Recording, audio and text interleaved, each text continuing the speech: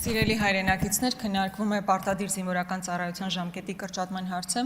եւ ես իսկապես կարծում եմ, որ բազմաթիվ երիտասարդներ, ովքեր առաջիկայում պետք է գնան բանակ, եւ նաեւ նրանց ծնողները, հատկապես որպես մայր ծնող դա պետք է արձանագրեմ, որ դրական են տրամադրված եւ հրապուրիչ է այս փոփոխությունը։ Միևնույն ժամանակ ես գիտակցում եմ, որ սա պրոֆեսիոնալ բանակի ընդհանրապես մի փոքր ֆրագմենտ պետք է լիներ, էպիզոդ պետք է լիներ, սակայն ես տեսնում եմ, որ համալիր միջոցառումներ իրականացված չեն եւ այդ համալիր միջոցառումների փոխարեն ընտրված է միայն մի սեգմենտ, այն է շատ գրավիչ նախընտրական տրամաբանությամբ իրականացվող կտորը։ Բայց այն ինչ որ ես հիմա ուզում եմ արձանագրել, այն պարոն Օհանյանն էլ նշեց, բազային աշխատավարձի բարձրացման հարցն է։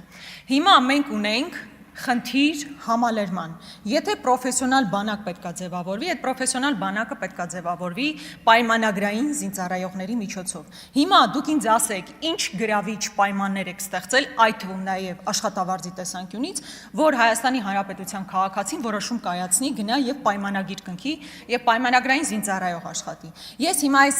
հակադրություն չէ, բայց համեմատությունը մշտապես բերում եմ, որովհետեւ կարծում եմ տեղին համեմատություն է։ Պարեկի եւ սահմանին կանգնած պայմանագրային զինծառայողի միջև պարոն Պապիկյան անթույլատրելի է, որպեսզի պայմանագրային զինծառայողը ստանա ավելի ցածր աշխատավարձ ու զգալի ցածր աշխատավարձ, քան պարեկը։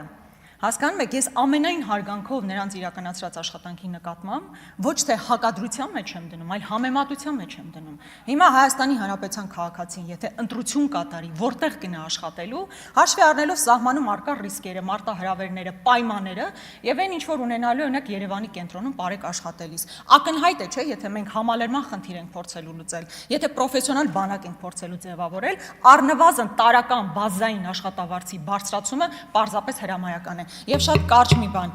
հիմա ուզում եմ հասկանալ օրինակ այս փոփոխությամբ ինչ ենք մենք ստանալու, օրինակ մարտական հերթապահության դիրքերում մենք փոփոխություն ունենալու ենք, թե չէ, որովհետև բավականին երկար ժամանակ ավել մեր զինծառայողները ստիպված են լինում մնալ դիրքերում։ Շնորհակալություն։